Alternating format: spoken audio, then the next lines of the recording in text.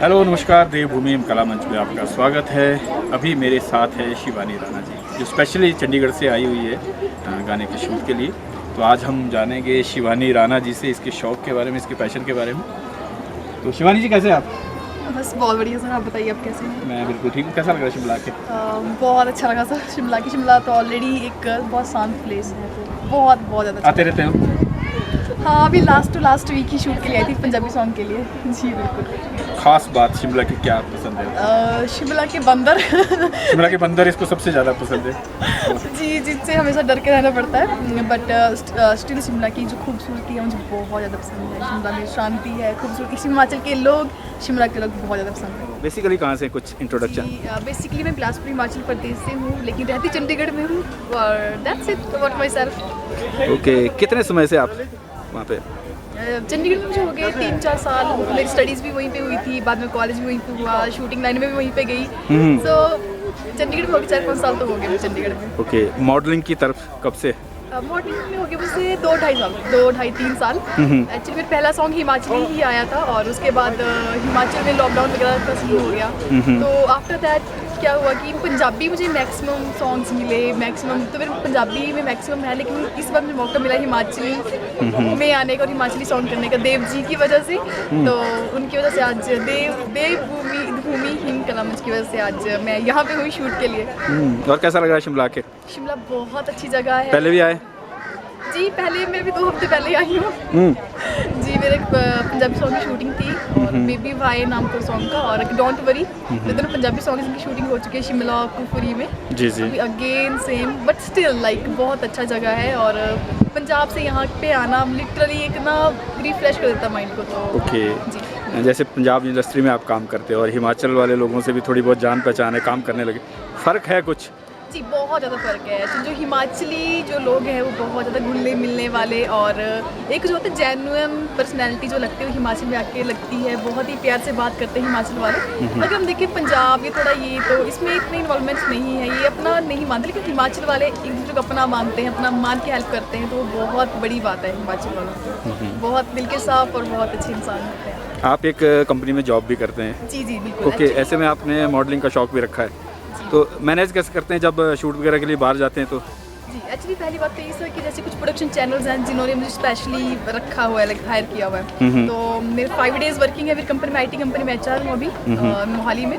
तो HR की responsibilities बहुत ज़्यादा, 5 डेज़ अच्छे से काम करके फिर जैसे मुझे ऑप्स मिलते हैं, कुछ प्रोजेक्ट आए होते हैं, तो उनको स्पेशली बता देती हूँ मैं कि इस टाइम पे मुझे प्रोजेक्ट आए हैं, और मतलब कुछ भी है तो मैं अपना थोड़ा सा मैनेज कर लेती हूँ, अपनी कंपनी के साथ थोड़ा कोऑपरेट कर लेती हूँ, और जैसे सैटरडे संडे ऑफ आता है तभी प्रोजेक्ट्स मैक्सिमम जाती हूँ, तो मेरे जो डायरेक्टर्स वगैरह होते हैं उनके साथ डील कर लेते हैं कि चलो कोई बात नहीं, आप कर सकते हो। कौन सी ऐसी एज रही जब आपको लगा कि मुझे मॉडलिंग में जाना है? जी, एक्चुअली ये जो था जब मैं बहुत छोटी थी तब से मुझे TV में देखती थी। उस time black and white TV होते थे, शक्तिमान देखते थे हम।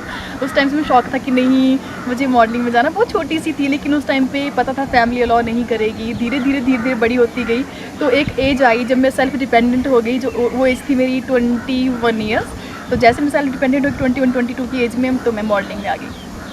ओके, एक नॉर्मल इंसान और अब आप इस फील्ड में आ गए हैं मॉडलिंग लाइन में, तो आपके लोग वीडियोस देखते होंगे, शॉर्ट फिल्म देखते हैं। जी, तो गांव भी जाते होंगे, तो लोग किस तरह से देखते हैं, क्या कहते हैं? एक बदलाव आता है ना देखने में, सोचने में। बिल्कुल। मैं सर आपको पहली बात बता दूं कि जो हिमाचली जो एक थिंकिंग है हमारे एरिया में, वो थोड़ी सी जो होती है ना, थोड़ी लो सोच, वो चीज़ है। तो पहले तो सभी बहुत नॉर्मली लेते थे, लेकिन अब क्या है कि कुछ लोग नेगेटिव सोचते हैं, कुछ लोग पॉजिटिव सोचते हैं, कुछ लोग मुझे एज ए मॉडल ट्रीट करते हैं, एज ए स्टार। तो जाऊँ कभी तो मैंने फ्रेंड्स बोलते हैं कि हमें मतलब आपका ऑटोग्राफ चाहिए, आपका फ़ोटो चाहिए, ये चीज़ होती है अब तो हिमाचल में जाके। बिकॉज मेरे कुछ यूट्यूब चैनल्स भी हैं, मेरे यूट्यूब चैनल भी है, मैं इंस्टा पे भी काफ़ी फ़ैन फॉलोइंग अच्छी है मेरी, फेसबुक पे भी, और हर एक जगह सोशल मीडिया पे अच्छी खासी फ़ैन फॉलोइंग है। तो हमेशा सारे कहते हैं कि हिमाचल आओ तो ज़रूर मिलें, और कई बार स्पेशली लोग मिलने के लिए भी आते हैं। तो वो चीज़ एक अच्छी लगती है, लेकिन कुछ लोग नेगेटिव भी हैं। कहते हैं अपनी फैमिली मेम्बर्स में लोग नेगेटिव होते हैं, तो मेरे भी फैमिली में सगे रिश्तेदार कुछ नेगेटिव है, तो स्टिल वो बहुत पॉजिटिव हो जाएंगे जैसे ही मैं थोड़ा और ग्रो करूँगी। ऑफिस में किस तरह देखते हैं लोग? जी, ऑफिस में तो मैं एज ए HR वर्किंग हूँ, तो सभी मैं उनको मालूम है आप मॉडलिंग करते हैं? नहीं, मेरी ऑफिस में चीज़ पता नहीं है कि मैं मॉडलिंग लाइन में भी हूँ, तो मैं वो चीज़ हमेशा छुपा के रखती हूँ। लेकिन अभी पिछले से पिछले वीक मैंने एक ब्लॉग बनाया था जो कि अपने ऑफिस के ऊपर ही था, जो कि छुपा के बनाया था। बट वो ऑटोमेटिकली आई डोंट नो कि कैसे, वो एक्चुअली मैं IT कंपनी में जॉब करते, तो IT पीपल्स का माइंड आप जानते हो, वो हैकर्स टाइप होते हैं, तो पता लगे उनको मैं ब्लॉग बनाती हूँ, बट उनको ज़्यादा पता नहीं है। स्टिल थोड़े लोगों को पता है कि मैं मॉडलिंग में हूँ, तो वो तो ऐसे होते हैं कि मैम कंग्रेचुलेशन, आपका सॉन्ग आ गया, मैम ये मैम वो। मैं हमेशा कहती हूँ कि थोड़ा सीक्रेट करके रखना, ताकि मेरी एक होता है प्रोफेशनल लाइफ, दोनों मेरी अलग अलग है। बीइंग एज HR मैं एक बहुत प्रोफेशनल, बहुत हाई लेवल की मानी जाती हूँ वहाँ पे, और इन मॉडलिंग दो चीज़ें मिक्सअप हो जाएंगी तो एक होता है थोड़ा सा एक फ़ैन फॉलोइंग, फिर ऑफिस में वो चीज़ अच्छी नहीं लगती, तो मैं चीज़ थोड़ा अलग अलग रखती हूँ दोनों चीज़ों को। बट स्टिल मैं दोनों चीज़ों में हूँ। लोग बिलीव नहीं कर पाते कि मैं मॉडलिंग और HR दोनों इकट्ठे संभाल रही हूँ, बिकॉज दोनों में रिस्पॉन्सिबिलिटीज़ बहुत ज़्यादा हाई होती है। शिवानी में पॉजिटिव कौन सी चीज़ है जो आपको लगता है कि मुझ में ये जो है पॉजिटिव सोच है? सर, जो मेरे पॉजिटिव पॉइंट आपका? पॉजिटिव पॉइंट मेरे सेल्फ कॉन्फिडेंस। मैं सेल्फ कॉन्फिडेंस में बिलीव करती हूँ, और मैं खुद के लिए हमेशा खुद कॉन्फिडेंट होती हूँ। लाइक कोई ऐसी पावर नहीं है जो मुझे हरा सकती है। मैं ये चीज़ मानती हूँ, क्योंकि मतलब मैं खुद के ऊपर बिलीव करती हूँ, और मेरा हार्ड वर्क, मैं हमेशा हार्ड वर्क कर रही हूँ। मुझे हाथों की रेखाएं, उसमें भी मेरा लक बिल्कुल ज़ीरो है। मैं हार्ड वर्क करूँगी तो मैं कुछ बनूँगी, अगर हार्ड वर्क नहीं करूँगी तो माइट भी मैं जीरो हो जाऊँगी। तो मैं सेल्फ कॉन्फिडेंट हूँ, जो कि मेरे में बहुत अच्छी बात है। और नेगेटिव पॉइंट? नेगेटिव पॉइंट है, मैं बहुत सारे चॉकलेट्स खाती हूँ, जो कि मेरा नेगेटिव पॉइंट है एक तरीके से, क्योंकि कैविटीज़ ये वो सो खतरा रहता है इसको होने का, तो एक नेगेटिव पॉइंट है। और मैं किसी की बात ज़्यादा मानती नहीं, जैसे कोई बुराई करता है, कुछ भी करता है, उन चीज़ों को हमेशा अवॉइड करती हूँ। एक नेगेटिव बात है, क्योंकि उनको लगता है कि नहीं हमें अवॉइड कर रही है, तो वो चीज़ एक नेगेटिव है। But still like I believe in my self, that's a very big thing for me. एक कंट्रोवर्सी वाला सवाल आपसे पूछने वाला हूँ मैं आपसे। जैसा कहा जाता है कि लड़कियों के लिए ये लाइन ठीक नहीं है, इसमें बहुत सारी दिक्कत रहती है, बहुत सी चीज़ें ऐसी आप समझ सकते हैं, तो आपका क्या मानना है, क्या लगता है आपको? जी, मेरा मानना एक ही है, हमेशा गर्ल्स जो मिस्टेक्स करती हैं, गलतियाँ करती हैं, जिसकी वजह से ये जो चीज़ें नेगेटिव हुई हैं, वो है सिर्फ एक कॉम्प्रोमाइज़ का सीन, जो कि कॉम्प्रोमाइज़ मैक्सिमम शूट्स में होता है, पर हिमाचल में वो चीज़ थोड़ी कम है अभी। तो सिर्फ उसी वजह से फैमिलीज़ नहीं चाहती कि बच्चे आगे बढ़ें या बच्चे आगे इस लाइन में जाएँ। तो इस लाइन के लिए, इस चीज़ के लिए मैं सिर्फ यही कहना चाहती हूँ कि लड़कियों को कि हमेशा आप अपने हार्ड वर्क पर बिलीव करो, खुद के ऊपर बिलीव करो। अगर आप शॉर्टकट अपनाओगे तो जितना जल्दी आप ऊपर चढ़ोगे उतना जल्दी आप नीचे भी गिरोगे। तो हमेशा हार्ड वर्क करो, और कॉम्प्रोमाइज़ के ऊपर कभी मत जाओ, क्योंकि कॉम्प्रोमाइज़ करके कुछ नहीं होता। लाइक तीसरे दिन बंदा आपको लात मार देता है। इट्स बेटर कि आप हार्ड वर्क करके कुछ सीखो। अगर आप प्रैक्टिकली आप अच्छे होगे तो आप एक दिन सीखने की ऊंचाइयों पे होगे। जी, आदमी फेमस होना चाहिए या कामयाब? मुझे ये लगता है कि बंदे को कामयाब होना चाहिए, ना कि फेमस, बिकॉज वो इंसान एक ऐसा इंसान होना चाहिए जो कि सिर्फ अपनी फेम के लिए या किसी चीज़ के लिए आगे ना जाए, जो कि सब कुछ देख के, अपनी फैमिली देख के, अपने पेरेंट्स का मान करके, अपने पेरेंट्स को सोच के, अपनी फैमिली को देख के, और ख़ुद को सेल्फ कॉन्फिडेंट या फिर सेल्फ डिपेंडेंट करके फिर बंदा आगे बढ़े, तो वो रियल कामयाबी है, ना कि ये कि आप ऐसे वैसे कुछ नहीं। Compromise and all, you can compromise and all, you can. अगर कभी मौका मिलता है आपको एक्टिंग का, तो कोई ड्रीम रोल होता है ना किसी लड़की का कि मुझे वो प्ले ज़रूर करना है, या ऐसा कभी मुझे मिला? जी, एक्चुअली मुझे मैं मॉडलिंग में सिर्फ एक चीज़ के लिए आई थी कि मुझे सॉन्ग्स पे परफॉर्म करना है, और जो होती है वॉक्स, कैट वॉक्स की, मुझे मिस हिमाचल या मिस इंडिया इस चीज़ के लिए जाना, तो ये मेरा ड्रीम है। मैं ड्रीम थिंग है जो कि मैं ज़रूर करूँगी इन फ्यूचर, और मैं इसी के लिए ट्राई भी कर रही हूँ इवन। तो इन फ्यूचर मौका मिला तो मैं ज़रूर मॉडलिंग में जाऊँगी, और मतलब मिस हिमाचल, मिस इंडिया के लिए ज़रूर अप्लाई करूँगी। और दूसरी बात, सॉन्ग्स के ऊपर परफॉर्म करना मुझे बहुत ज़्यादा अच्छा लगता है। डांस करते हो? बिल्कुल, डांस भी करती हूँ। लाइक पर आप कहोगे नाटी करने की, नाटी नहीं आती, बिकॉज मैं लोअर हिमाचल से हूँ, और टूटी फूटी तो करवा लो, कोई दिक्कत नहीं है। जी, बट डांस करना भी अच्छा लगता है। अगर आपको सक्सेस होना है मॉडलिंग लाइन में, तो आपको क्या करना होगा? ऐसा कुछ क्या होना चाहिए, एक मॉडल में क्या होना चाहिए? जी, मुझे ये लगता है कि किसी मॉडल को अगर सक्सेस होना है तो उसको पहले एक्सपीरियंस्ड बनना पड़ेगा, कि वो हर एक रोल को बहुत परफेक्टली प्ले कर सके, हर रोल में ढल सके।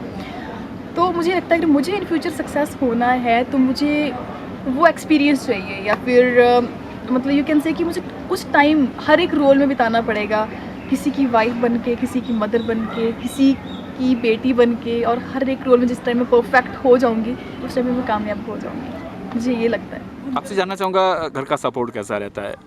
घर का एक्चुअली मेरी फैमिली ऐसे कि मैं बहुत ट्रेडिशनल फैमिली से बिलोंग करती हूँ बेसिकली, तो मेरा इस मॉडलिंग इंडस्ट्री में आना बहुत ही डिफ़िकल्ट जो रहा है स्टार्टिंग से। लेकिन जब से मैं वर्किंग हो गई, अपनी सेल्फ डिपेंडेंट हो गई, तो उसके बाद मैं मॉडलिंग में ऑटोमेटिकली खुद ही चली गई, तो फैमिली को मना भी नहीं किया। घर वाले देखते हैं सॉन्ग प्रोजेक्ट वगैरह? बिल्कुल बिल्कुल, मेरे मदर तो बहुत ही ज़्यादा सपोर्टिव है। मदर ऑलवेज कि मतलब शूट चला है, सॉन्ग आ रहे हैं कि नहीं, मतलब मम्मी हमेशा बहुत सपोर्ट करते हैं। फादर भी बहुत ज़्यादा सपोर्टिव है, और मेरा छोटा भाई है, वो तो फिर छोटा भाई होता है, उसको तो ये है कि हाँ दीदी की सैलरी आएगी तो उसको पैसे लेने, दीदी का शूट होगा तो उसको पैसे लेने मेरे से।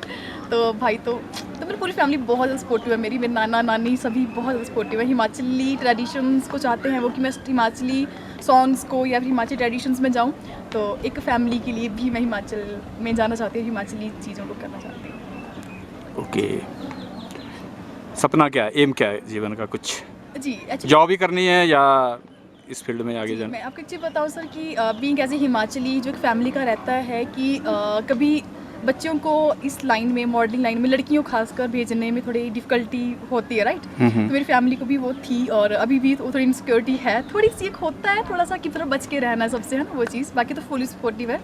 तो एम जो मेरा है, मैं अपनी जॉब तो करना ही चाहती हूँ, जॉब तो मैं कभी छोड़ूंगी नहीं, बिकॉज एक होता है रोजी रोटी के लिए, यू कैन से वो चीज़। और जो दूसरी बात है कि मॉडलिंग मेरा शौक है, तो मैं इसको भी कभी नहीं छोड़ूंगी, और मतलब जहाँ तक हो पाएगा मैं करूँगी, और हिमाचल का नाम आगे जरूर रोशन करूँगी, क्योंकि बेसिकली मैं हिमाचली ही हूँ और मैं हिमाचल को ही आगे लेके जाना चाहती हूँ, और उसके लिए मैं बहुत कोशिश कर रही हूँ, और भगवान करे एक दिन मैं ऊंचाइयों पे हूँ और हिमाचल का नाम भी ऊंचाइयों पे हूँ। आपका फेवरेट कौन है, किसको फॉलो करते हैं? कोई ना कोई तो होता ही है ना? जी बिल्कुल, एक्चुअली सर मैं बेसिकली कंगना रनौत को फॉलो करती हूँ, बिकॉज वो जो लेडी है वो बहुत ही एक उस फैमिली से गए हुए हैं। जैसे कि मेरी फैमिली का माहौल था पहले, लेकिन मेरी फैमिली ने सपोर्ट कर दिया, लेकिन फैमिली लास्ट टाइम तक सपोर्ट नहीं किया था, लेकिन स्टिल वो जो लेडी लड़ती रहे हैं अपने एम के लिए, और आज वो हिमाचल का नाम रोशन कर रहे हैं बॉलीवुड में जाके। और सो आई रियली वांट कि मैं उनकी तरह बनूं, और मेरा भी करियर उनकी तरह आगे जाए, तो मैं वो चीज़ चाहती हूँ। कंगना रनौत को मैं बहुत फॉलो करती हूँ सर। अभी तक कितने प्रोजेक्ट कर लिए? सर प्रोजेक्ट्स की बात है तो वो तो मैं गिनने पड़ेंगे मुझे, मेरे बहुत सारे प्रोजेक्ट्स कर लिए हैं। कुछ पंजाबी मूवीज़, कुछ short movies, Punjabi songs, Himachali songs, बहुत कुछ है। मतलब मैं गिनूंगी ना, गिन के बता दूँगी। तो मतलब कम से कम 10, 11, 12 प्रोजेक्ट्स तो हो ओके। जी। हिमाचल इंडस्ट्री से कौन ऐसा सिंगर है या कोई आपको पसंद आता है, या ऐसा लगता है कि उसके साथ कभी मौका मिला तो मैं काम करूँगी? जी एक्चुअली हिमाचली सिंगर्स की बात है तो बहुत सारे सिंगर्स हैं, मतलब जो कि बहुत अच्छे अच्छे हैं, और उनमें से मैं सबके साथ ही काम करना चाहती हूँ जो अच्छे हैं। मतलब एक होता है जेन्युइन, तो मुझे जेन्युइन पर्सनैलिटी जो लगती है, जैसे अमित मित्तू हो गए, सुनील मस्ती हो गए, तो ये बहुत अच्छे स्टार्स भी हैं और बहुत जेन्युइन पर्सनैलिटी भी है। और करनैल राणा जी के साथ मैं ज़रूर काम करना चाहूँगी इन फ्यूचर, क्योंकि वो एक मेरे फादर की इंस्पिरेशन भी थी और वो मेरी इंस्पिरेशन भी है, करनैल राणा जी, तो हमारे कांगड़ा से ही हैं। तो ज़रूर इन फ्यूचर में मुझे मौका मिला काम करने का, मैं उनके साथ जरूर करूँगी, करनैल राणा जी के साथ। ओके, जैसे हर लड़की और लड़के का सपना होता है बॉलीवुड जाना, जी तो आपका भी ऐसा कुछ सपना है कि मुझे मुंबई जाना है?